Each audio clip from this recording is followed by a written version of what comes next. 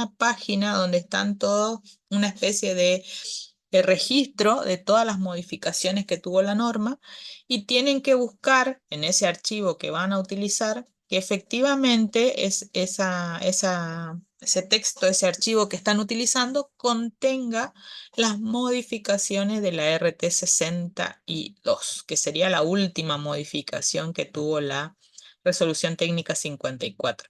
Eso les indica, digamos, es un primer control que tienen que hacer porque justamente eso les indica que están utilizando el texto actualizado. ¿Se entiende?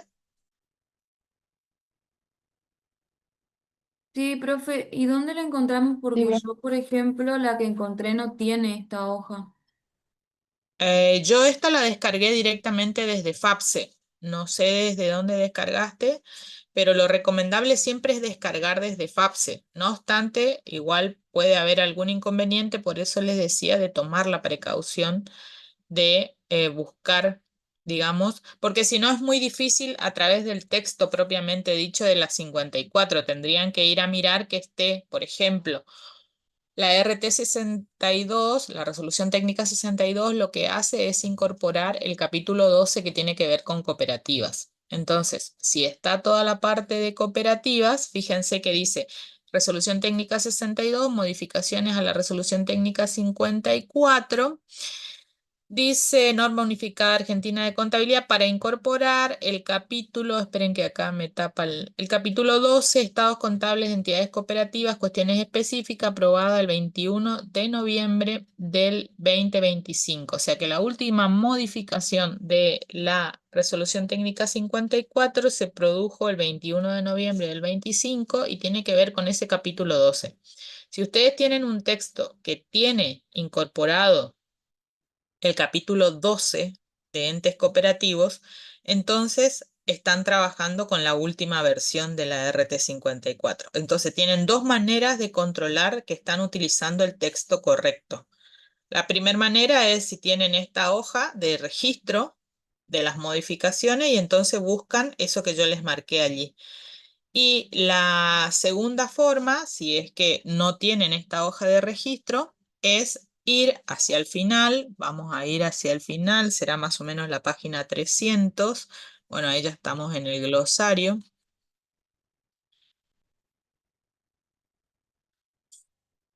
En la página, a ver, apéndice de transición. Vamos por aquí con el Estado cooperativo, capítulo 12. Es decir, que si ustedes tienen este texto es porque también están utilizando la última versión de la RT54. ¿Se entiende?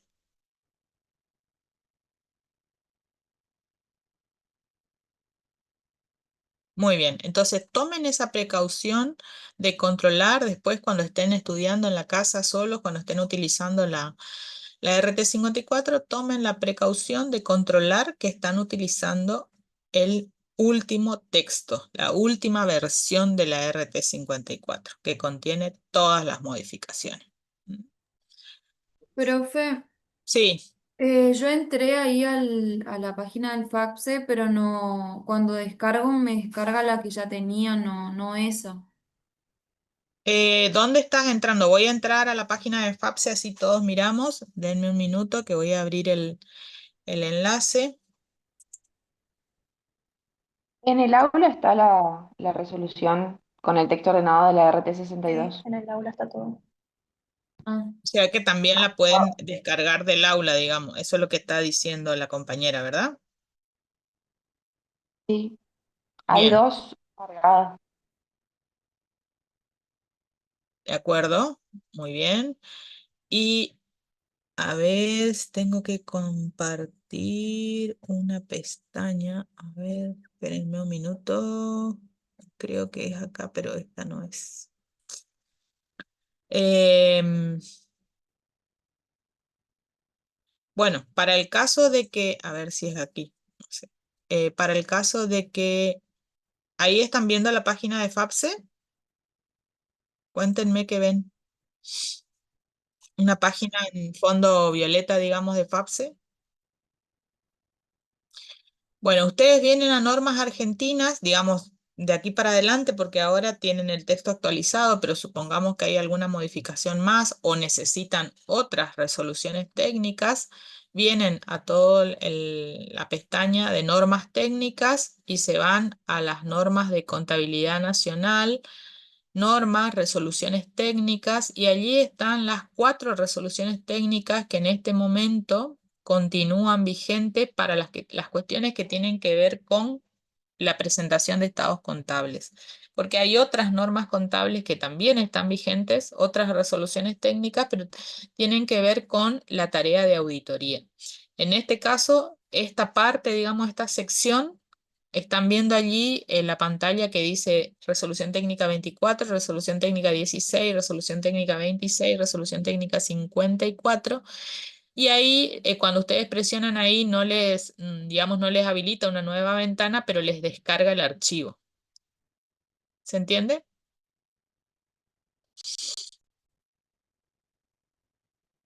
Sí, ahí ya pude. Bien. Esa, digamos, eso que aprovechamos la pregunta de la compañera para mostrar la página de FAPSE, les sirve, digamos, porque ahora tienen el texto actualizado porque lo puso la contadora Greco en el aula, pero bueno, si surge algún cambio o hacia futuro, cuando ya hayan aprobado la materia, siempre tomen la precaución de ir verificando que las normas que están utilizando son las normas actualizadas. Bueno, vamos a continuar con la unidad 2, ¿les parece bien?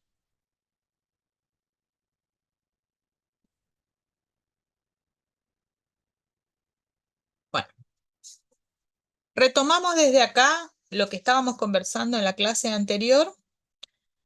Este es el modelo de estado de situación patrimonial, del estado de situación patrimonial para las entidades que aplican el título 1 y van a preparar estados contables de un ejercicio regular.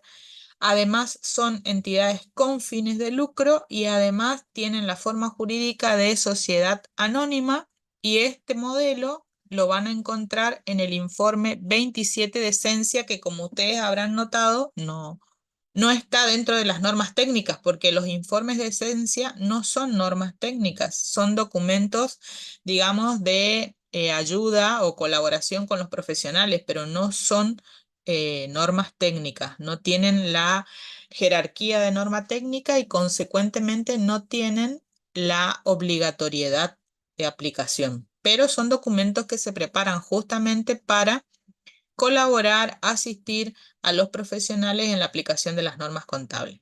Muy bien, esto entonces, este modelo que ustedes están viendo proviene del informe de esencia número 27. De ahí van a venir todos los modelos que tienen que ver con entes con fines de lucro y forma jurídica de sociedad anónima. Como les dije en la clase anterior, las modificaciones más notorias respecto de los modelos que utilizábamos antes tienen que ver con la mayor desagregación que pide ahora la norma profesional respecto de los créditos.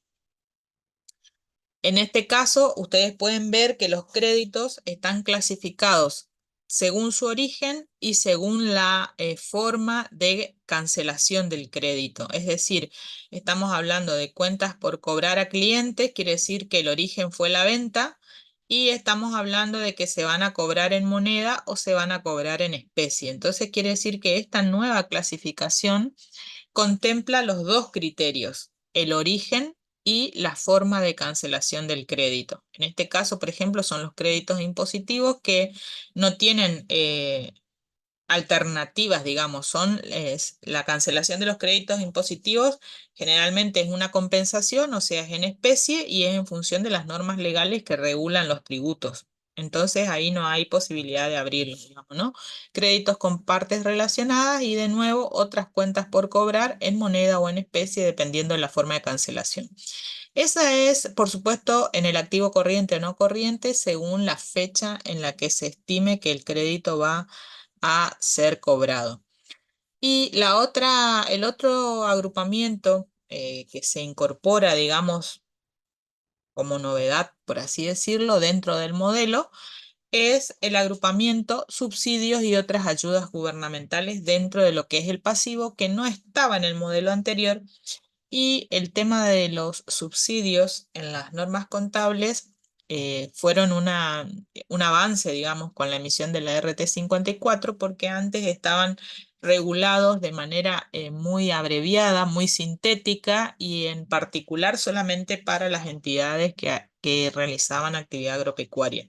Entonces ahora los subsidios están regulados en la RT54 para todas las entidades independientemente de la actividad que tengan y de la forma jurídica. Entonces eso también fue, digamos, una incorporación o una mejora que se logró con la RT54. Bueno, esto ya lo ve. Y por supuesto el patrimonio neto en una sola línea. Y respecto de este agrupamiento de subsidios y ayudas gubernamentales, tenemos que tener en cuenta que hay tres posibilidades, de acuerdo a lo que dice la norma, ustedes las están viendo allí. Ayudas gubernamentales, que son acciones realizadas por el sector público con el objeto de suministrar beneficios económicos específicos a una entidad o tipo de entidades. Préstamos con cláusula de condonación, que son préstamos en los cuales el prestamista se compromete a renunciar a su reembolso bajo ciertas condiciones establecidas. Y subsidios gubernamentales, que son ayudas gubernamentales en forma de transferencia de recursos a una entidad a cambio del cumplimiento pasado o futuro de ciertas condiciones relacionadas con las actividades de operación de la entidad. No está dicho tan claramente, pero se podría pensar que las ayudas gubernamentales tienen que ver con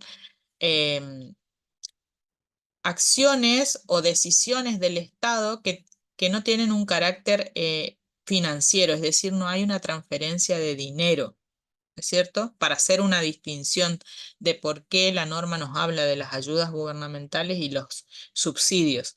En las ayudas gubernamentales estaríamos hablando de bienes o servicios que el Estado de alguna manera regala o permite que determinadas entidades utilicen. Por ejemplo, vamos a suponer que permite que las escuelas no paguen el costo de la energía, por ejemplo. ¿Tá? Entonces eso estaría dentro de un servicio que la escuela podría utilizar de manera gratuita y que eso estaría siempre desde un punto de vista de una interpretación muy flexible, porque como ustedes ven allí, las definiciones pueden aplicarse con mucha amplitud, digamos, pero para tratar de hacer una distinción, esa podría ser una situación de ayuda gubernamental, mientras que el subsidio sería cuando el Estado transfiere dinero.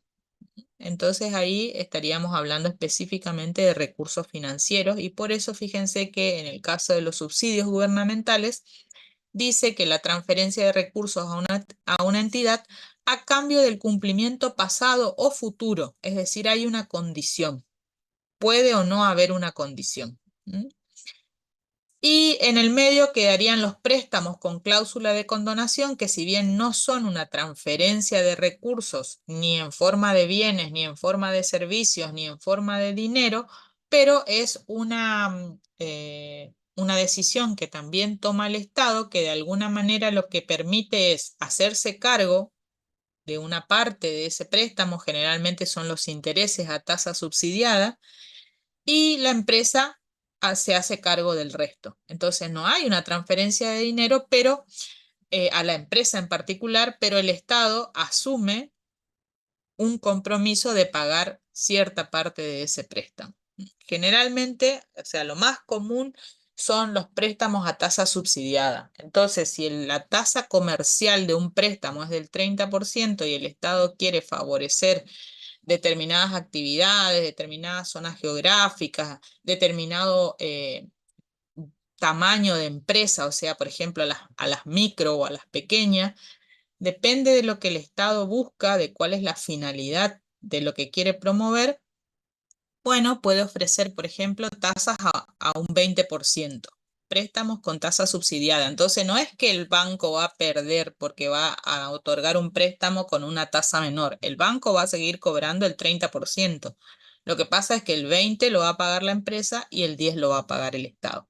Entonces, ahí hay otra lógica, digamos, de funcionamiento, pero igual es un beneficio para la empresa. Son 10 puntos de una tasa de interés que no los paga. que lo paga toda la ciudadanía, digamos, porque todo eso se financia con los impuestos que recauda el Estado.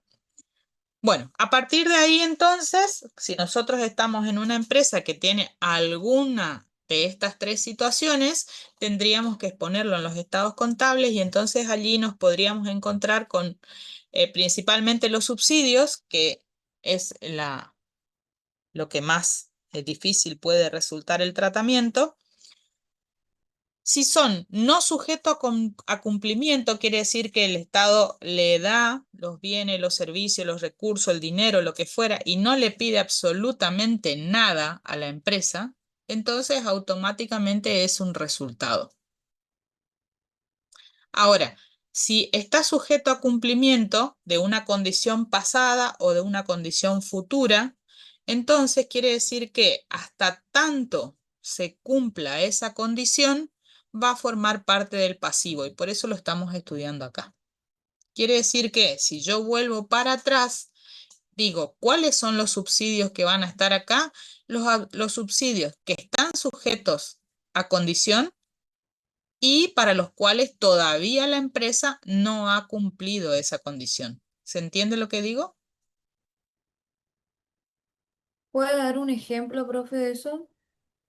Por ejemplo, eh, en el sector agropecuario de nuestra provincia es un mecanismo más complejo, pero voy a tratar de hacerlo simple. Existe lo que se llama el convenio de corresponsabilidad gremial. El convenio de corresponsabilidad gremial implica eh, a los efectos prácticos que la empresa va a pagar un importe menor de contribuciones patronales. ¿No es cierto? Bueno, muy bien. Eso es para la provincia del Chaco. Hay otras provincias donde, o sea, eso es un subsidio, un beneficio que otorga el gobierno provincial, no el gobierno nacional. Por lo tanto, eso es solamente para la provincia del Chaco.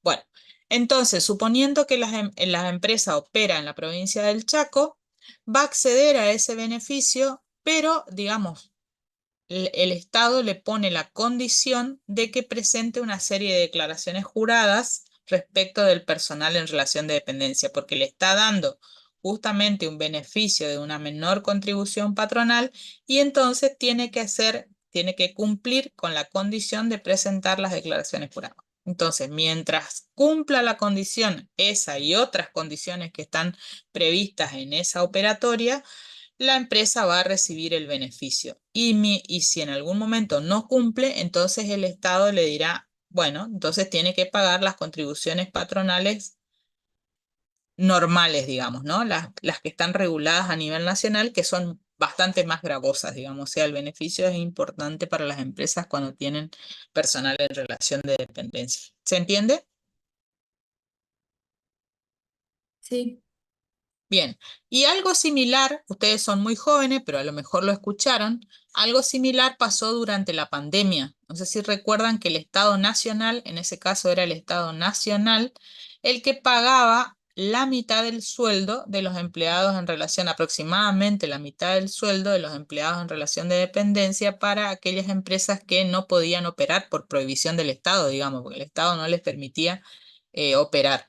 Entonces, para esas empresas el Estado le permitía o le daba esa ayuda de pagar la mitad de las remuneraciones, pero esa ayuda también estaba sujeta a condición. Por ejemplo, no podían operar en el mercado bursátil, es decir, no es bursátil, perdón, el mercado cambiario, es decir, no podían comprar dólares o vender dólares. ¿Está? Entonces, había una serie de condiciones bajo las cuales las empresas, si cumplían todas esas condiciones, podían acceder al beneficio que les daba el Estado.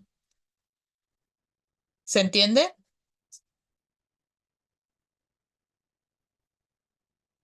Sí. Bien, entonces, lo que nos interesa en este momento, porque estamos estudiando el estado de situación patrimonial, son aquellos subsidios que están sujetos a condición y para los cuales esa condición todavía no fue cumplida, porque esos son los que se van a exponer en el pasivo. En los restantes casos, es decir, si no hay condición o si la condición ya fue cumplida, van a estar en el estado de resultado. ¿De acuerdo?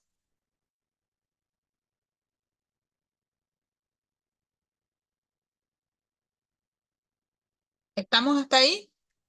Profe, entonces en el ejemplo de la declaración jurada, si ellos tienen la condición, mientras no presenten la declaración jurada, va a ser un pasivo. Y Ajá. tiene, la declaración jurada tiene que ser presentada en las condiciones que establezca ARCA. Si bien el beneficio lo otorga el gobierno provincial, como todo digamos, el registro de los empleados en relación de dependencia está bajo la órbita del gobierno nacional, entonces el gobierno provincial otorga el beneficio, pero el cumplimiento de la declaración jurada tiene que ser en las condiciones que indique ARCA. O sea, en los plazos previstos por ARCA, con los aplicativos de ARCA, con todos los requisitos que establezca ARCA para el personal en relación de dependencia.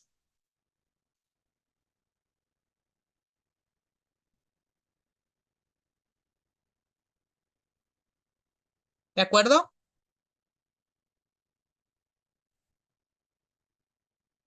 ¿Alguna duda hasta ahí?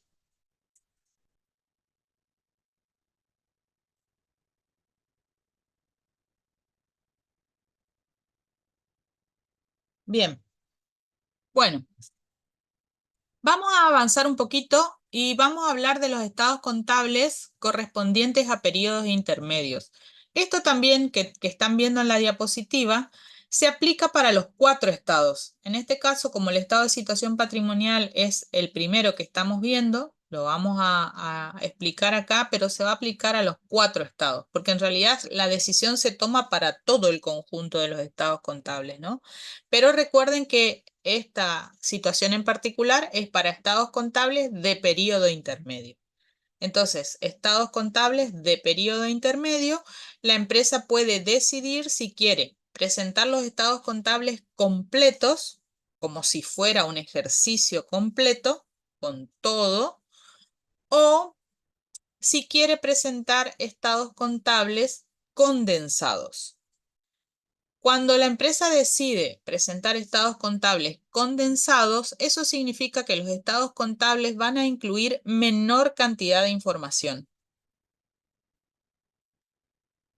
Van a incluir solamente, o sea, van a estar los 4 estados básicos y van a incluir solamente las notas que contengan información que resulte significativa para interpretar los cambios en la situación patrimonial, la evolución patrimonial y la evolución financiera desde la fecha de cierre del ejercicio anual más reciente y la fecha de cierre del periodo intermedio. Es decir, ¿cuál es la hipótesis sobre la que trabaja?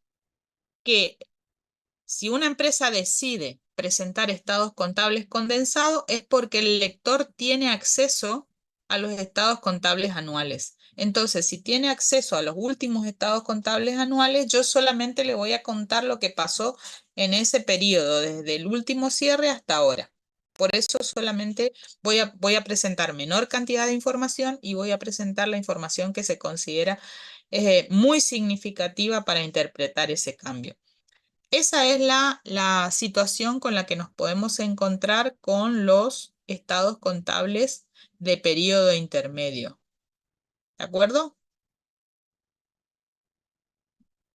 Sí, profe.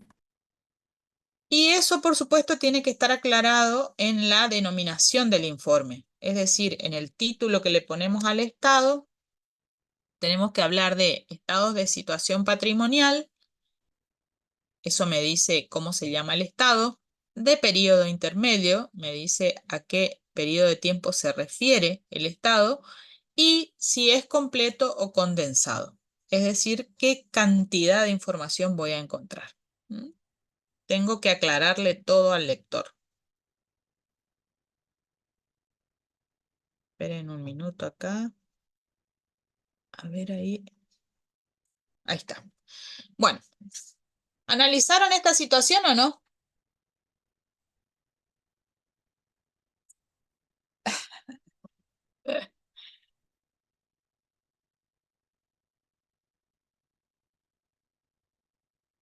Imagínense que trabajan para Flybondi y Flybondi hace esta promoción y ustedes se encuentran con el cierre de ejercicio y la promoción está en curso. ¿Qué es lo que nos está planteando acá esta situación, esta noticia?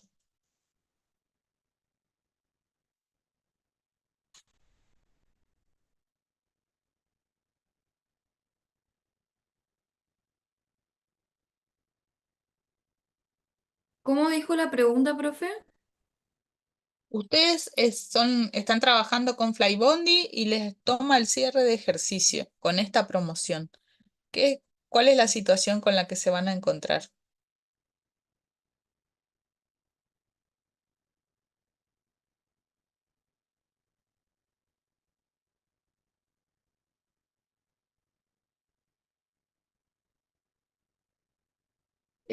Puede ser como que hay una cantidad de dinero que la empresa no le va a tener que reembolsar, por así decirlo, a cada cliente.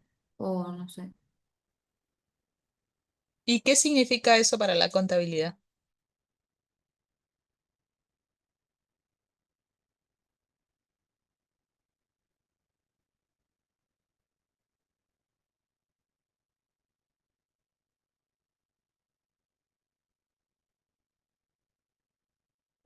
¿Qué tratamiento le damos? ¿Qué tratamiento contable le damos a todo eso para poder informarlo en los estados contables? O a lo mejor no hay que informarlo, a lo mejor es más simple la cosa y no hay que informarlo en los estados contables. Cuéntenme qué les parece.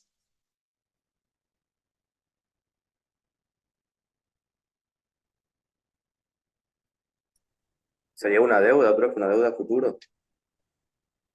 Una deuda. ¿Cuál es la deuda?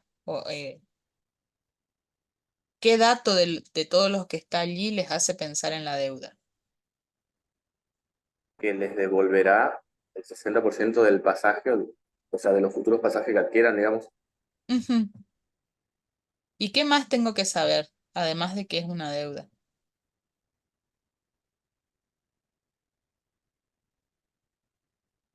¿Cuándo se va a hacer el reintegro, la promoción? Más o menos. ¿Sabemos cuándo se va a hacer el reintegro o no? No, dice cuándo va a ser la fecha del descuento nomás. Entonces, ¿qué tipo de deuda es?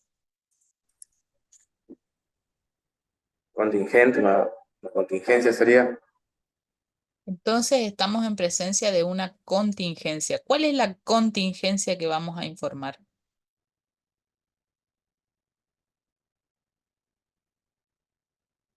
Bueno, en realidad yo estoy dando por sentado que se informa, pero sabemos que las contingencias pueden tener distinto tratamiento. ¿Cuáles son las contingencias que van a ir incluidas en los estados contables?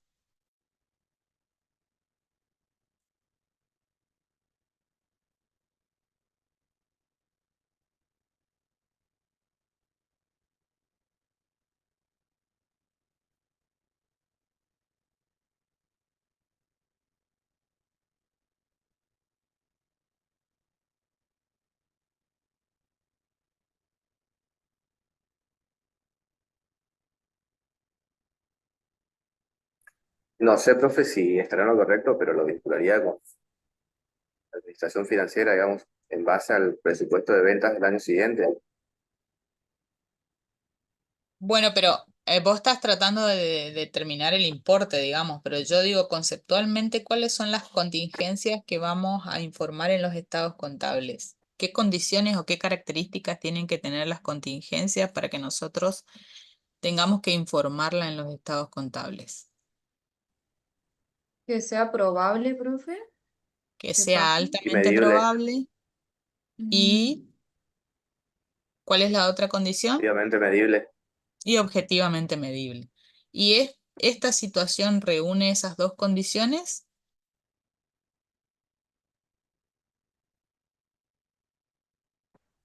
No, ¿Cuál es la condición que en tu opinión estaría faltando?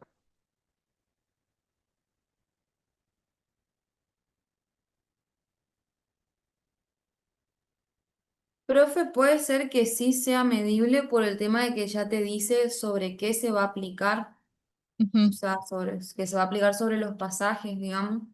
Mientras Ajá. vos tengas el precio de esos pasajes, vas a saber cómo medir esa, no sé si está bien, Bueno, entonces uno de los requisitos está cumplido. ¿Y cuál es el otro? que sea probable. Ujú. ¿Y es probable que los clientes reclamen el voucher o no? El beneficio, digamos, ¿es probable que los clientes reclamen el beneficio o no? Y mientras lo conozcas, sí. Entonces, estamos, o sea, se cumplen todas las condiciones para que esto sea tratado por la contabilidad como una contingencia. Sí, Bueno, entonces, esa es la razón por la cual estamos analizando esa noticia acá en este momento, digamos, ¿no? Fíjense que nosotros, dentro del pasivo, porque estamos hablando de una contingencia del pasivo, tenemos el último agrupamiento que se corresponde con las previsiones. Entonces, la información sobre esa promoción iría expuesta en el agrupamiento previsiones. El ordenamiento del pasivo no lo dice expresamente, pero el ordenamiento del pasivo tiene que ver con todas las deudas ciertas primero y por último las deudas contingentes. Y cuando hacen la clasificación de el pasivo y van a informar deudas contingentes, recuerden que, por ejemplo, para que sea pasivo corriente, para que yo lo pueda informar dentro de las previsiones del pasivo corriente, yo tendría que analizar qué cosa respecto de esa promoción. y que se dé durante el ejercicio. Que los, Que sea que los, exigible, digamos, que sea en los 12 exigible meses. exactamente. ¿Sí? Que los clientes reclamen ese beneficio y lo utilicen, porque lo pueden reclamar y a lo mejor no lo utilizan dentro de los 12 meses. ¿Se entiende? Porque la promoción tenía un plazo de 18 meses. Fíjense que dice, comunicó que tras el uso del vuelo asociado a la reserva, el voucher será enviado al pasajero en un plazo de 15 días hábiles y tendrá una validez de 18 meses. Entonces quiere decir que nosotros vamos a tener, si fuéramos los contadores de Flybondi que estamos preparando los estados contables, tenemos que hacer la estimación de cuáles van a ser los vouchers que van a ser utilizados por los pasajeros en los próximos 12 meses. ¿Por qué? Porque eso va a estar dentro de la sección corriente y lo restante va a estar dentro de la sección no corriente. Esa estimación la vamos a tener que hacer sobre algunos criterios estadísticos que tenga la empresa, porque seguramente no es la primer promoción, o si fuera la primer promoción, algunos criterios o registros estadísticos que tenga la empresa respecto de la frecuencia de vuelo. Ustedes saben que el uso de transporte público, y más aún en el caso de los aviones, pero ya también en el caso de los colectivos de larga distancia, se identifica al pasajero, con lo cual la empresa tiene todos los datos como para conocer los hábitos de consumo de los pasajeros y poder hacer una estimación respecto de qué parte de todo eso va a impactar en el pasivo corriente y qué parte va a impactar en el pasivo no corriente. ¿De acuerdo?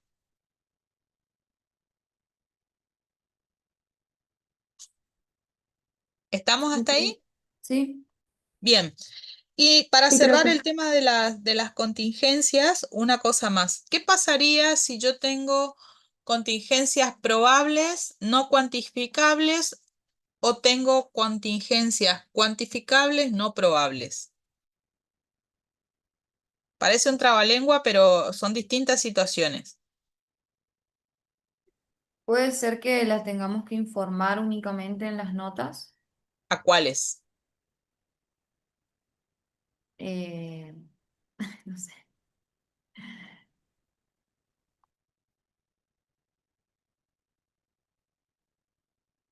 ¿Cuáles son las que de esas dos situaciones que yo les digo, probables, no cuantificables y no cuantificables. A ver, probables, no cuantificables y cuantificables no probables. Las que son probables pero no cuantificables. Las que son Porque probables, van pero a no pasar pero no cuantificables. lo puedo medir, digamos. Exactamente. Y hay que informarle al lector que va a pasar, así como lo dice la compañera, que eso va a suceder, pero que no tenemos una manera objetiva de medirlo. Hay que informarle al lector. Y en este caso de Flybondi que estamos analizando, donde sí es probable y sí es cuantificable, va a aparecer en los estados contables y también va a tener una nota donde le vamos a explicar todo esto que estamos diciendo. Pero en el otro caso, o sea, son probables no cuantificables, también debemos agregar la nota para avisar al lector que eso va a suceder y no tenemos manera de conocer el importe. ¿Y qué pasaría con las cuantificables no probables?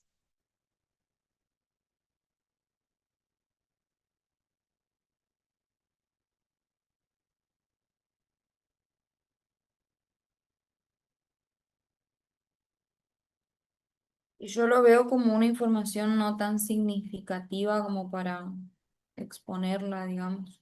O sea, si no es probable que pase, no sé. Si no es probable, no lo comunicamos. ¿Esa sería la conclusión?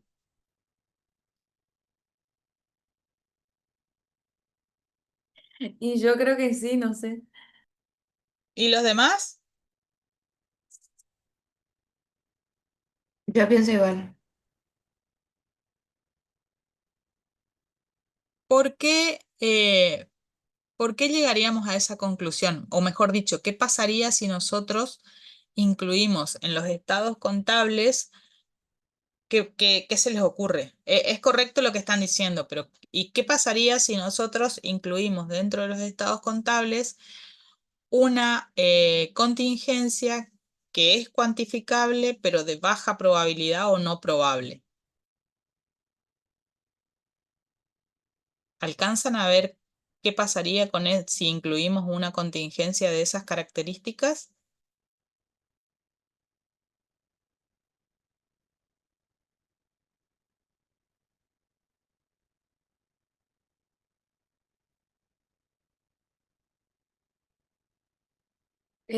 Yo lo veo como una información que no me aporta mucho valor, entonces como que no estaría siendo una información sintética, o no sé. Puede ser que distorsione la información, profe, y eh, implicaría errores en la toma de decisiones para los que ven la información. Ese es el efecto. Vamos a inducir error, informando algo que no, que es probable que no pase. Vamos a inducir error, vamos a sesgar la información, lo cual es un defecto, digamos, o sea, no es una conducta inapropiada, digamos, ¿no? Por eso es importante, digamos, clasificar y analizar las contingencias y ver qué tratamiento tiene cada uno. ¿De acuerdo?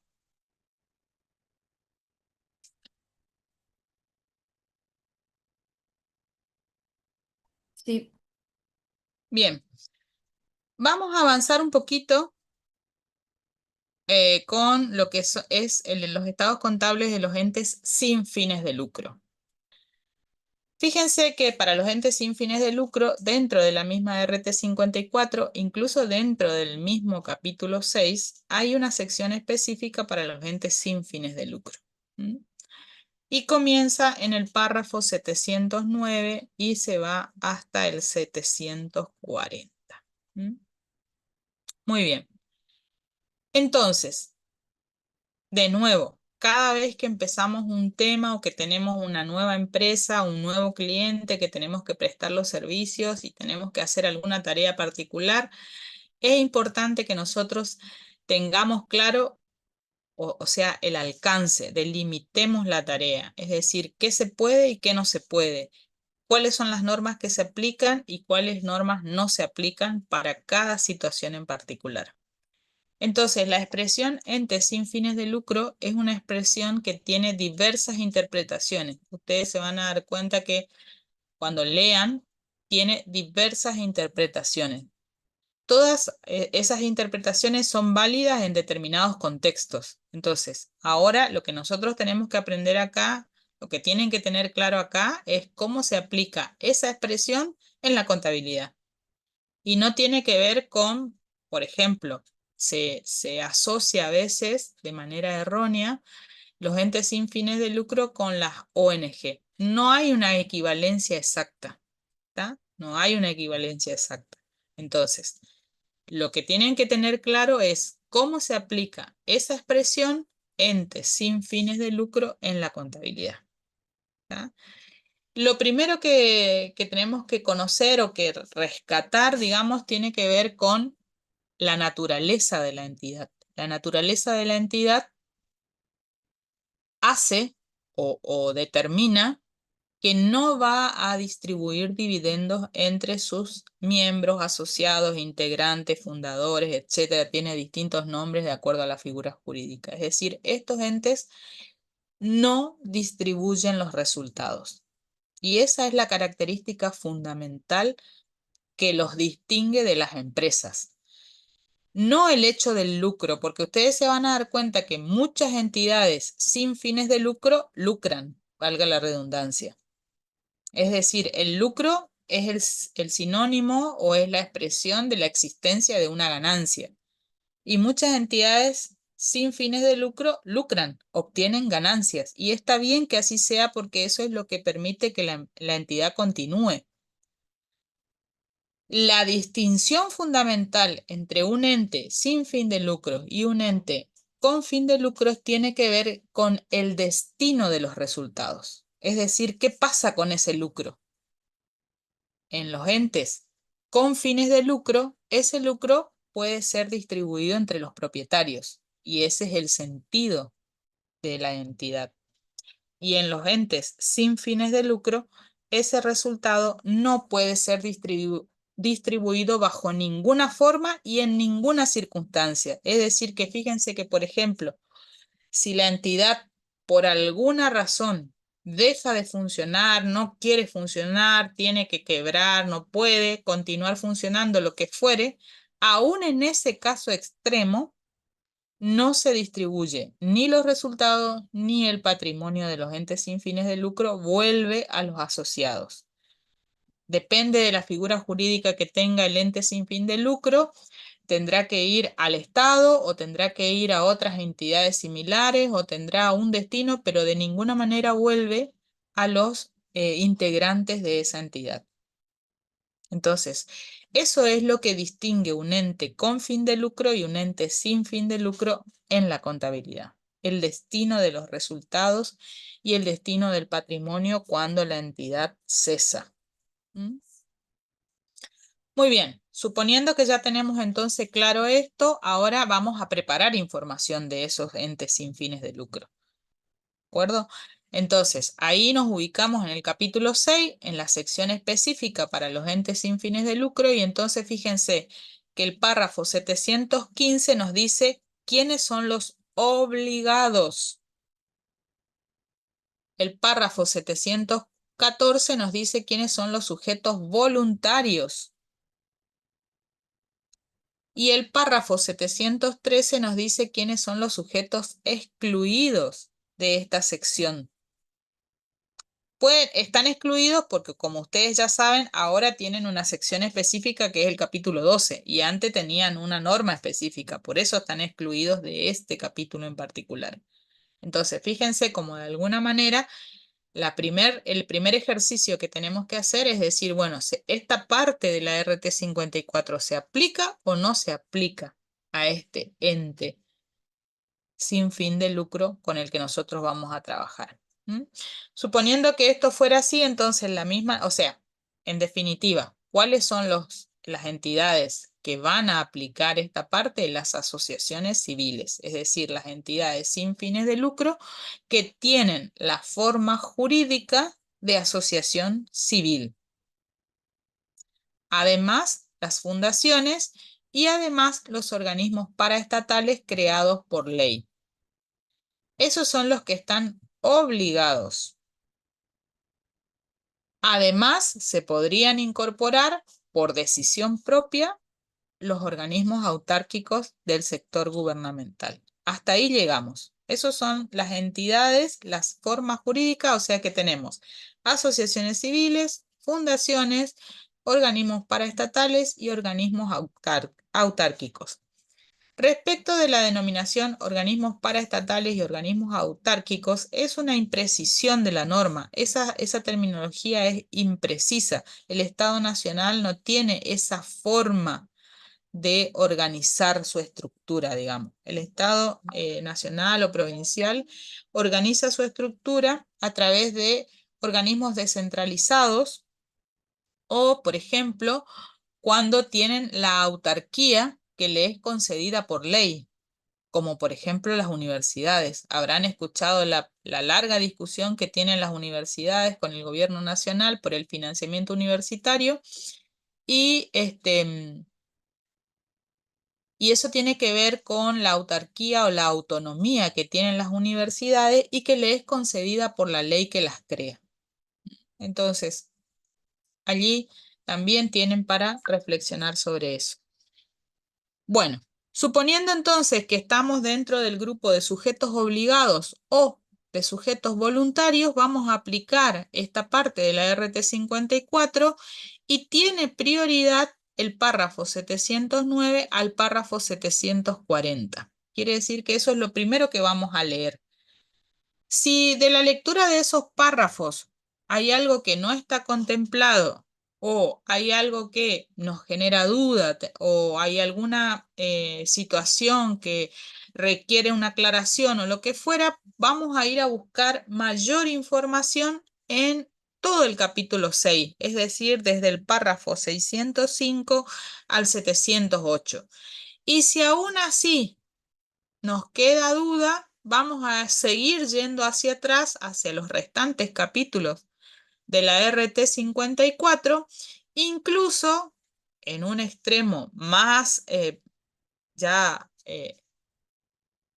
grave, por así decirlo, podríamos ir a resoluciones técnicas que fueron emitidas o que van a emitirse con posterioridad a la RT 54 para tratar de encontrar cuál es el tratamiento. Es decir, la misma RT 54 nos está dando la secuencia, ¿sí?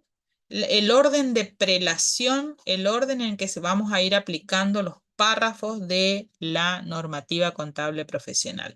Lo primero, vamos a ir a la sección específica 709-740, después al capítulo 6, después a toda la RT 54 y después a todas las normas técnicas. Muy bien. ¿Cuál es el modelo del estado de situación patrimonial para los entes sin fines de lucro? Es el que tienen allí a la vista y surge del informe 28. Recuerden que para los entes con fines de lucro es el informe 27 y para los entes sin fines de lucro es el informe 28 y para los entes con actividad agropecuaria es el informe 31 del Consejo Elaborador de Normas de Contabilidad y Auditoría que se conoce como CENSIA. Muy bien. Fíjense que para los entes sin fines de lucro también está la desagregación de los créditos, la amplia desagregación de los créditos, considerando el origen y la forma de cancelación, con una variante que tiene que ver con la descripción. Es decir, allá en los entes con fines de lucro hablábamos de cuentas por cobrar a clientes en moneda. Y acá hablamos de cuentas por cobrar a asociados o aportantes en moneda. Es decir, que hay una descripción o una denominación diferente del agrupamiento. Y eso tiene que ver con una particularidad de los entes sin fines de lucro. Es decir, los entes sin fines de lucro tienen asociados o aportantes. Si ustedes son socios de un club deportivo o de una entidad, no sé, donde practican danza, música, pintura, cualquiera de esas actividades culturales, lo más probable es que tengan que pagar una cuota mensual. Bueno, entonces esos son los créditos que en general tienen este tipo de entidades, ¿no? O sea que tiene una estructura similar, pero las denominaciones están adecuadas a la entidad sin fines de lucro. Y fíjense que también está aquí el grupo de subsidios, el agrupamiento de subsidios, no lo destaqué porque ya lo hablamos, y lo que sí es una característica específica para los entes sin fines de lucro es este agrupamiento del pasivo que se llama fondos con destino específico. Ya vamos a ver las características de cuáles son las deudas que están en ese rubro. ¿Estamos hasta acá? ¿Alguna pregunta con esto?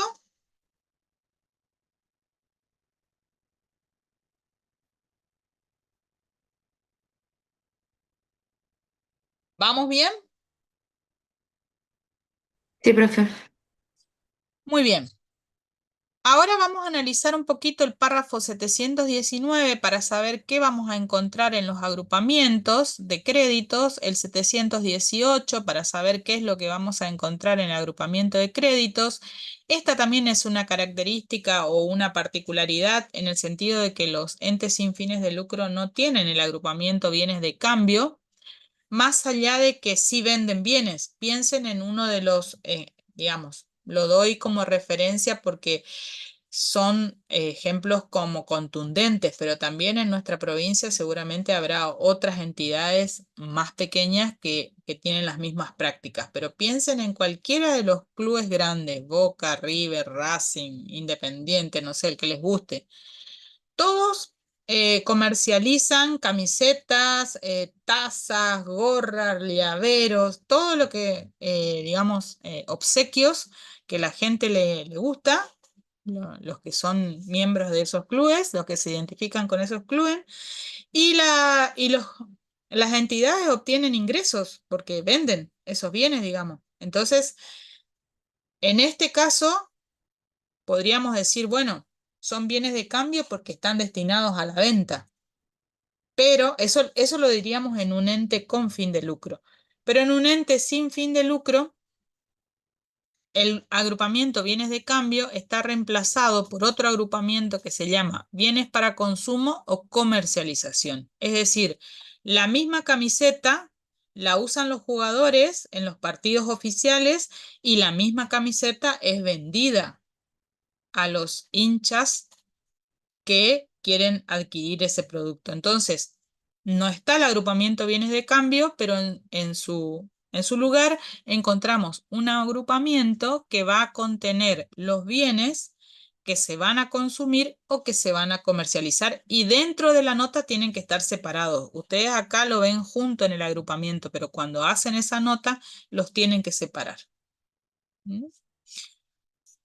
Bueno, vamos a ver un poquito este agrupamiento específico, estos 4 párrafos rápidamente. Fíjense que en el 718 nos dice, una entidad incluirá dentro de este rubro, entre otros, los compromisos de subsidios asumidos por autoridades nacionales, provinciales o municipales. 718 son otras cuentas por cobrar. Fíjense que acá estamos diciendo, el Estado me prometió que me va a dar X cantidad de dinero o el Estado me prometió que me va a liberar del pago de la luz, del agua, en fin. Entonces quiere decir que si hay un compromiso del Estado, entendiéndose que hay documentación respaldatoria, hay convenios, acuerdos, decretos, etcétera, depende del nivel del Estado, entonces ese derecho a recibir el beneficio va a estar dentro de las cuentas por cobrar, en especie, en este caso, ¿no? 719, una entidad discriminará los créditos originados de forma tal que se pueda identificar su naturaleza. Cuentas que tienen que ver con los asociados o afiliados y cuentas con terceros. Toda esta distinción tiene que estar en la nota. Muy bien. Dentro de lo que son las cuentas por cobrar con asociados, si se originan en servicios prestados o si se originan en cuotas sociales. Y vuelvo sobre el ejemplo de los clubes deportivos o de las entidades que hacen actividades culturales porque son las más simples. Y en esas entidades ustedes generalmente la costumbre, las prácticas habituales es que ustedes pagan una cuota mensual, se paga una cuota mensual por ser parte de la entidad, por ser socio de la entidad, ¿de acuerdo? Eso estaría dentro de este ítem. cuotas sociales. Pero si a su vez vamos a pensar en un club deportivo, queremos hacer el deporte de básquet, o queremos hacer el deporte de vóley, o queremos hacer el deporte de tenis, en general se paga aparte para poder utilizar esos servicios. Entonces, eso estaría dentro de este ítem y todo tendría que estar separado. ¿Mm? Del mismo modo, si son cuentas a cobrar que provienen de terceros, hay que separarlas si tienen que ver con la actividad principal o con otras actividades. Y fíjense que todo eso tiene que ver con estos dos agrupamientos que son cuentas por cobrar a asociados o aportantes, ya sea en moneda o en especie. Es decir, en esto tenemos que clasificar si tienen que ver con la cuota o con servicios y si tiene que ver con la actividad principal o con otras cuestiones. ¿Mm? Muy bien. Y después nos saltamos al 724 que dice una entidad reconocerá dentro de este rubro fondos recibidos para aplicar a destinos específicos, tales como la prestación de servicios o suministro de bienes asociados a ciertos sectores de la comunidad o la comunidad en general. Cuando estamos leyendo eso, estamos ya ubicados en el pasivo. Entonces quiere decir que la la entidad está generando, al recibir esos recursos, está generando una deuda. ¿Mm? Muy bien, entonces dice, incluye los aportes obtenidos directamente y los importes netos generados mediante la realización de actividades con fines recaudatorios específicos. Y para completar esa idea del pasivo originado en fondos con destino específico, dice, una entidad reconocerá esos fondos como recursos cuando cumplan el fin o ejecuten el gasto para el que fueron recaudados. ¿Qué sucede acá entonces? Acá sucede que la empresa recibe dinero o recibe recursos para hacer una actividad en particular. Perdón, no es la empresa, es la entidad. La entidad recibe recursos para hacer una actividad en particular. Vamos a suponer que quieren, que son que estamos hablando de un club deportivo y que quieren llevar a los niños, a cierto grupo de niños de una edad determinada, a conocer el club de Boca o de River o algún otro club grande para que los niños puedan motivarse, puedan ver la práctica del deporte, etc. Bueno, muy bien. Quieren hacer esa actividad y le piden a la comunidad recursos, es decir, le piden dinero o le piden bienes para poder hacer la actividad. Todo eso que ellos reciben, mientras no se cumpla con la actividad, es un pasivo, es decir, ¿qué estamos diciendo acá?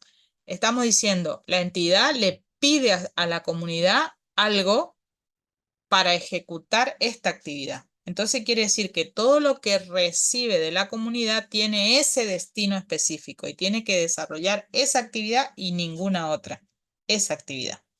Entonces, hasta tanto se desarrolle esa actividad, va a ser un pasivo. Cuando se desarrolle la actividad completamente, entonces vamos a hablar de los recursos en el estado de resultado y los gastos en el estado de resultado. Pero mientras tanto, va a ser un pasivo porque la entidad asume el compromiso de decir, bueno, todo lo que ustedes me dan, yo lo voy a aplicar para hacer este viaje con los niños a el Club X a Buenos Aires o a Santa Fe o alguna provincia donde quieran viajar, digamos, ¿no? Y no necesariamente tiene que ser dinero. O sea, lo más común y lo más habitual es que sea dinero, pero no necesariamente tiene que ser dinero, porque si estamos hablando de que se va a hacer un viaje a la ciudad de Buenos Aires, a la ciudad de Santa Fe, que se va a llevar niños, de pronto los aportes pueden ser, no sé, una cantidad X de combustible, pueden ser servicios de comida, pueden ser a lo mejor agua para el traslado, pueden ser mochilas o alguna indumentaria para que los niños lleven, o sea, todo eso forma parte de la actividad y todo lo que la entidad recibe tiene esa condición, es para esa actividad, un destino específico, y lo tiene que aplicar a esa actividad. Hasta tanto se cumpla la actividad, va a ser un pasivo y por eso lo estamos estudiando en el estado de situación patrimonial. ¿Se entendió?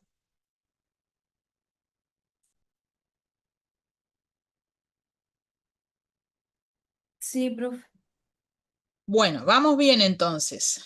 Dejamos el estado de situación patrimonial de los entes sin fines de lucro un ratito y antes de pasar a entidad agropecuaria voy a responder una pregunta del chat muy rápidamente respecto de las partidas de ajuste a la evaluación y las partidas, la compensación de cuentas.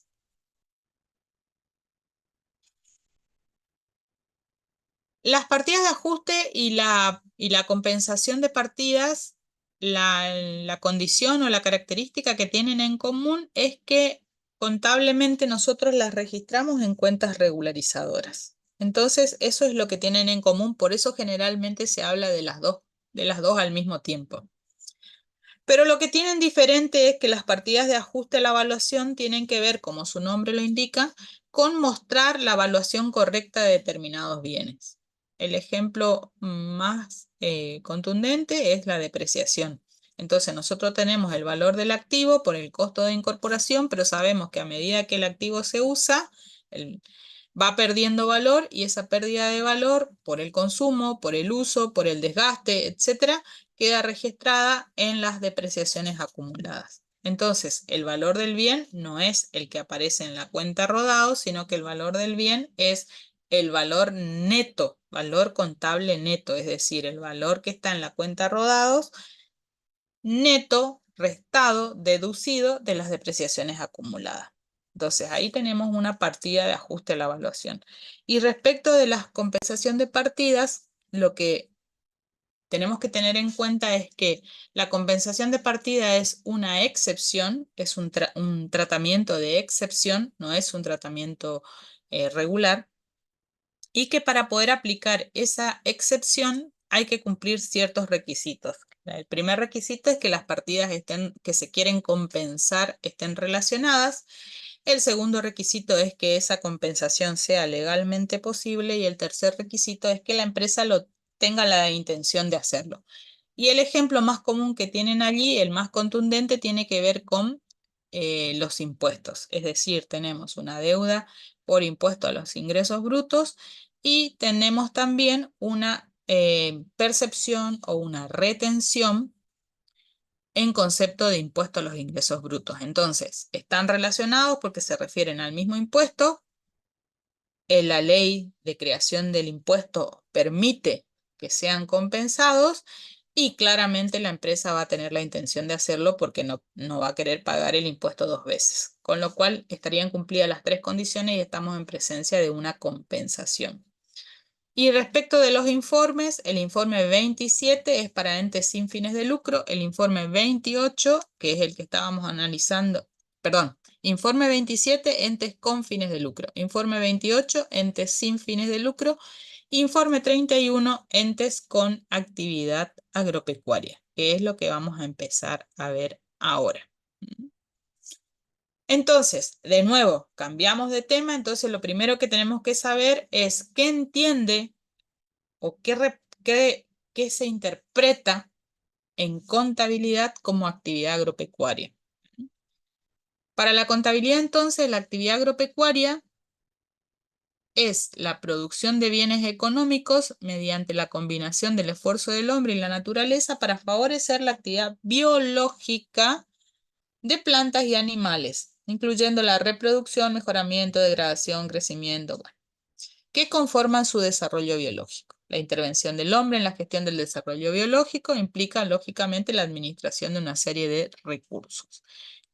Entonces, nosotros cada vez que decimos entes con actividad agropecuaria, pensamos en el desarrollo biológico de plantas y animales. Empresas que tienen como actividad económica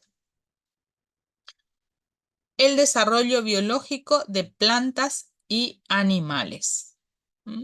Muy bien. Partiendo de esa base, entonces, esto es una tarea bastante compleja porque justamente el desarrollo, lo que quiere hacer la contabilidad o lo que debe hacer la contabilidad es medir e informar ese desarrollo biológico. Entonces, para la contabilidad es una tarea compleja. Muy bien, esto entonces va a estar en el capítulo 10 de la RT 54, es decir, que estamos en la parte de si lo miramos desde el punto de vista del programa, ya estamos empezando lo que son las cuestiones particulares, es decir, la última parte de la unidad 2. Y si los miramos desde el punto de vista de la RT 54, estamos empezando el tratamiento de cuestiones sectoriales o regionales, ¿tá? Y por eso hablamos de actividad agropecuaria. Muy bien.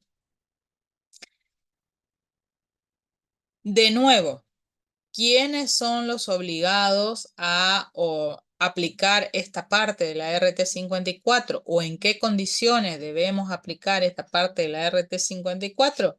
Bueno, la idea central es que la empresa tiene como actividad económica el desarrollo biológico de plantas y animales, pero a su vez dentro de eso, dentro de esa actividad económica, la RT 54 en el capítulo 10 se ocupa de regular 3 aspectos específicos: activos biológicos, productos agropecuarios y resultados de la producción agropecuaria. Es lo único que regula la RT 54 en este capítulo 10. Activo biológico, producto agropecuario y resultado atribuido a la producción agropecuaria. ¿Tá? ¿Cuál es la diferencia entre el activo biológico y el producto agropecuario? ¿Por qué me habla de activo biológico y producto agropecuario? Porque, digamos, está claro que el punto C es resultados, o sea que eso hay un tratamiento distinto. Pero ¿por qué me habla de activo biológico y producto agropecuario, la RT 54? ¿Se les ocurre por qué o no?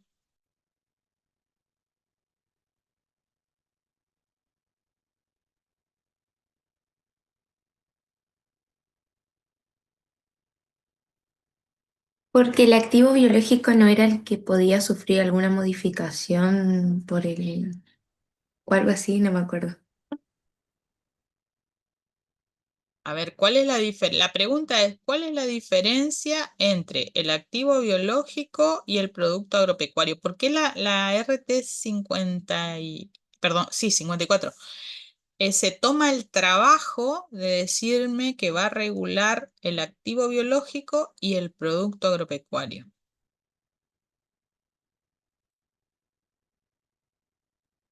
El activo biológico es quien da origen al producto agropecuario. Puede ser. Puede ser. ¿Qué más? Los activos biológicos no son también los que están vivos. Esa es la diferencia fundamental entre activo biológico y producto agropecuario, el ciclo biológico. Es decir, en los activos biológicos hay vida, como lo dijo el compañero.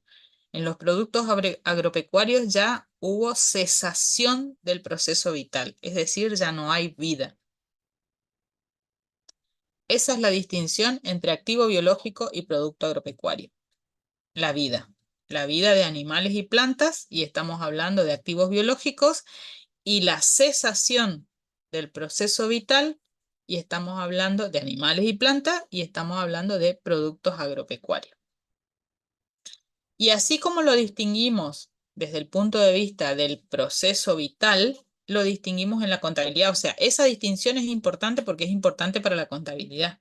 Entonces, vamos a tener un tratamiento para los activos biológicos y vamos a tener un tratamiento para los productos agropecuarios. A su vez, dentro de los activos biológicos, la RT 54 los separa, ¿sí? Por un lado, pone los activos biológicos, que son las plantas y animales vivientes utilizados en la actividad agropecuaria, y excluye en ese grupo, si bien siguen siendo activos biológicos, pero los excluye a aquellos que se utilizan como factor de la producción en el curso normal de las operaciones. Quiere decir entonces que si vamos a excluir los activos biológicos utilizados como factor de la producción, cuando la RT 54 dice activos biológicos, se está refiriendo a aquellos que están destinados a la venta, porque los que están destinados a ser utilizados como factor de la producción los trata por separado.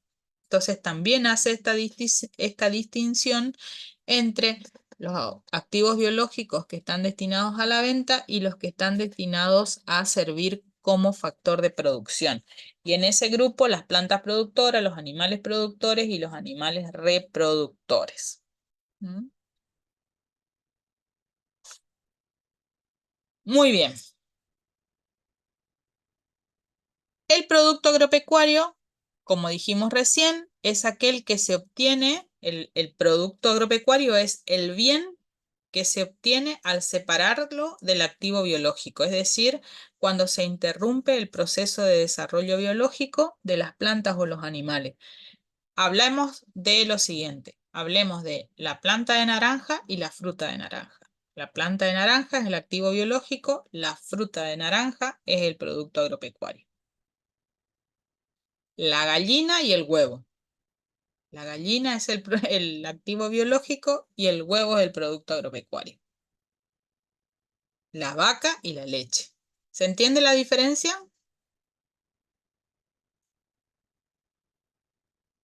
Sí, profe. Bien, esa distinción es importante para la contabilidad porque después los vamos a informar por separado. Por eso es importante para la contabilidad esa distinción. Entonces nos dice, cuando usted va a preparar el estado de situación patrimonial, usted tiene que presentar un rubro específico que se llama activos biológicos. Y cuando me dice eso, me está hablando de los que están destinados a la venta, porque ya sabemos que reserva, por así decirlo, esa denominación para los animales y plantas que están destinados a la venta y que a su vez se venden con vida, o por lo menos en este momento tienen vida, porque si no, no estaríamos hablando de activos biológicos. ¿Está? Entonces, vamos a presentar un rubro específico para animales o plantas vivas o con el proceso biológico en curso que están destinados a la venta. Y luego vamos a presentar los activos biológicos utilizados como factores de la producción, también en un rubro específico, que se va a llamar, ahora ya está el informe 31, y se llama activos biológicos utilizados como factor de la producción. Así, muy poco creativo estuvimos los contadores ahí, directamente reprodujimos como título todo lo que decía la RT 54. Y esos activos biológicos que están utilizados como factor de la producción, lo podemos informar en ese rubro específico o si creemos que brindamos una mejor información, lo incorporamos dentro de los bienes de uso y los separamos de los restantes bienes de uso. Es decir, separamos los bienes de uso sin desarrollo biológico de los bienes de uso con desarrollo biológico. Concretamente, vamos a una explotación ganadera. Voy a presentar el agrupamiento bienes de uso y voy a poner tractores, alambrados, aguadas, todo eso forma parte de los bienes de uso. Voy a sacar un subtotal, porque esos son los bienes de uso sin desarrollo biológico. Voy a sacar un subtotal y luego abajo voy a poner los reproductores machos y hembras que utiliza la empresa para llevar adelante la actividad ganadera. Y obviamente les voy a poner un subtotal también. Es decir, voy a separar los reproductores si es que decido, o sea, a ver, vamos de nuevo. Para los activos biológicos que se utilizan como factor de la producción, tenemos dos opciones. Presentarlos en un rubro específico o presentarlos, informarlos en el agrupamiento bienes de uso. Si vamos en esta segunda alternativa, tenemos que separarlos del resto de los bienes de uso. Y los productos agropecuarios se van a informar directamente en el agrupamiento bienes de cambio. Es porque ya no hay proceso vital. Y la característica de la actividad agropecuaria es que haya desarrollo biológico, que haya procesos de crecimiento vegetativo. Entonces, como ya no hay desarrollo biológico, no hay crecimiento vegetativo en los productos agropecuarios, van directamente al agrupamiento bienes de cambio. ¿Se entiende hasta ahí? Y este sería el modelo. Fíjense que tenemos los activos biológicos corrientes y no corrientes, según en qué momento van a impactar en el flujo de fondos, y entonces ya sabemos que en este agrupamiento de los activos biológicos vamos a encontrar animales y plantas con crecimiento vegetativo destinados a la venta. Después tenemos, por supuesto, el agrupamiento bienes de uso, que es común, pero lo podríamos utilizar siempre y cuando hagamos esta distinción que nos pide la norma. Y si no, tenemos el otro agrupamiento específico, que es activos biológicos utilizados como factor de la producción. Esas son las características específicas del estado de situación patrimonial para los entes con actividad agropecuaria. ¿Alguna pregunta hasta acá?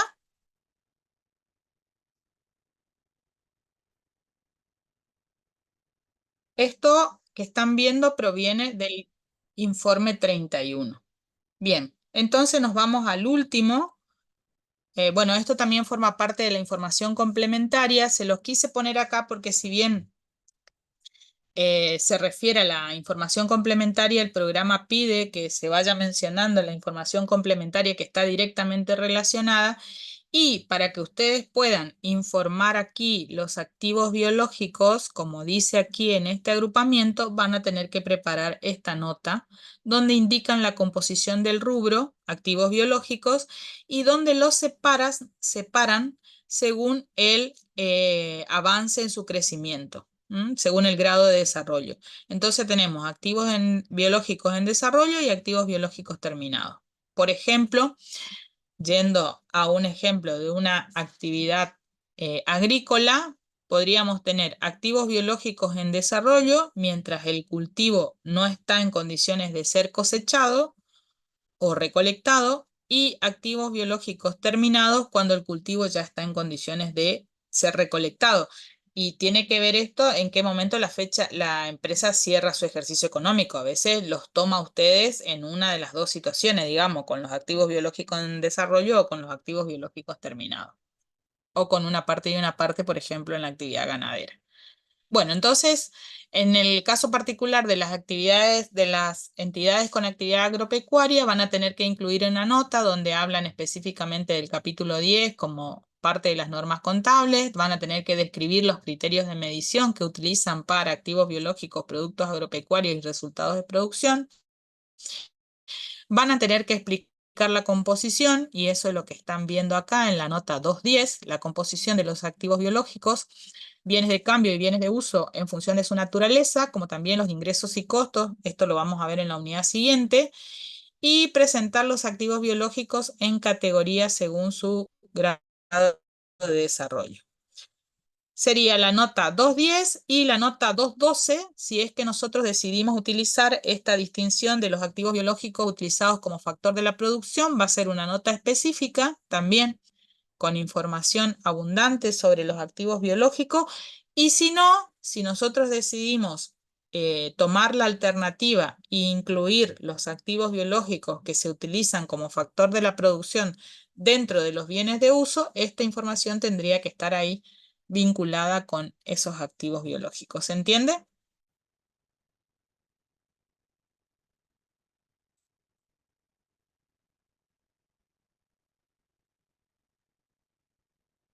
Bien. Y a modo de aclaración, no lo dije antes, lo digo ahora, ustedes cuando recorren los informes, tanto el 27 como el 28 como el 31, al costado van a encontrar los párrafos de la RT 54 que están directamente vinculados con lo que se está mencionando. En este caso, con la preparación de la nota de los activos biológicos utilizados como factor de la producción, están vinculados con los párrafos 352 a 357 de la RT 54. Eso es para que ustedes puedan ir a leer esos párrafos y verificar que se está informando todo. Respecto de los entes cooperativos, y este es el último tema de la unidad, para poder saber cómo se expone el estado de situación patrimonial de los entes cooperativos, tenemos que recurrir a la norma contable legal. Y en particular al artículo 39, que nos dice que los entes cooperativos anualmente van a confeccionar el inventario, el balance general, el estado de resultados. Y cuando dice balance general, que también es una terminología antigua, se está refiriendo al estado de situación patrimonial. Y luego al artículo 42, donde habla de varias cosas y algunas de esas cuestiones están vinculadas con el estado de situación patrimonial. Lo primero que dice el artículo 42 es ¿qué se considera excedente repartible en una cooperativa? En una cooperativa se considera excedente repartible la diferencia entre el costo y el precio del servicio prestado a los asociados, es decir, el resultado bruto de las operaciones que se generan con asociados. Eso se considera excedente repartible. Y respecto de ese excedente repartible, ¿qué distribución se hace? Es repartible porque tiene esta distribución. El 5% se va a reserva legal, el 5% al Fondo de Acción Asistencial y Laboral o Estímulo del Personal, el 5% al Fondo de Educación y Capacitación Cooperativa, una suma indeterminada para pagar un interés a las cuotas sociales y el resto entre los asociados en concepto de retorno. Y acá varias cosas. En primer lugar, la terminología. Fíjense que habla del pago de una suma de interés. La figura jurídica de la cooperativa es una figura jurídica mixta, bastante compleja, es decir, que tienen, al decir mixta, quiere decir que tiene algunos elementos de los entes con fines de lucro y algunos elementos de los entes sin fines de lucro. Y entre los elementos que tiene, las características particulares que tiene, es que si el estatuto lo permite, se puede pagar un interés a las cuotas sociales, como si los socios le estuvieran haciendo préstamos a la sociedad, ¿cierto? Entonces, en función de esas cuotas sociales que aportaron los socios, si el estatuto lo permite, se le puede liquidar un interés siempre y cuando haya excedente repartible. Y quiere decir que acá el término interés está siendo utilizado como un reconocimiento sobre las cuotas sociales o el capital aportado por los socios. Esa es la diferencia, digamos. No está siendo pensado como el interés de un préstamo bancario. Y lo otro es la palabra retorno, que la verdad que tiene una mala interpretación en el lenguaje cotidiano, en el lenguaje coloquial. Cada vez que se usa la palabra retorno se la asocia a un delito, pero en las cooperativas el retorno es la utilidad que le corresponde a los socios. ¿Tá? Bueno, dicho esto que tiene que ver con la terminología, en particular nos interesa el inciso 2 y el inciso 3. Porque cuando se hace la distribución del excedente repartible, el inciso 2 y el inciso 3 van a ser informados en el estado de situación patrimonial. Y este es el único apartado de la RT 54 que habla del estado de situación patrimonial. Dice, una entidad cooperativa presentará en el pasivo, desde su constitución, los fondos con destino específico establecidos en el artículo 42. ¿Cuáles son los fondos con destino específico? El inciso 2, el 5% para el Fondo de Acción Asistencial y Laboral. El inciso 3, el 5% para el Fondo de Educación y Capacitación Cooperativa. Esos dos incisos, el monto que corresponde a esos dos incisos, se va a informar dentro del pasivo. ¿Se entiende?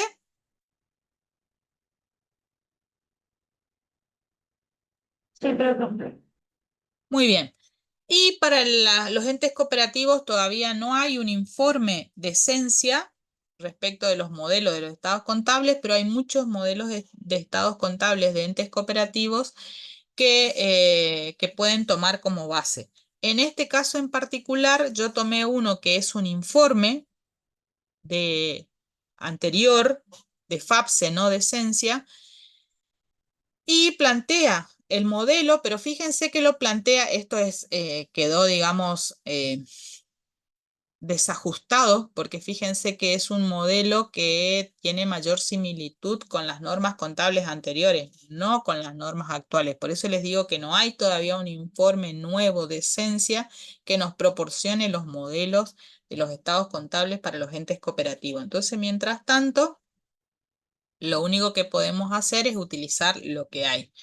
Dentro de lo que hay, nos olvidamos de todo esto que ya cambió, porque lo único que quiero acá es poner el énfasis de que ese artículo 42, inciso 2, inciso 3, podría ir a otras deudas o podría ir también a un agrupamiento específico que se llame fondos con destino específico. ¿Está?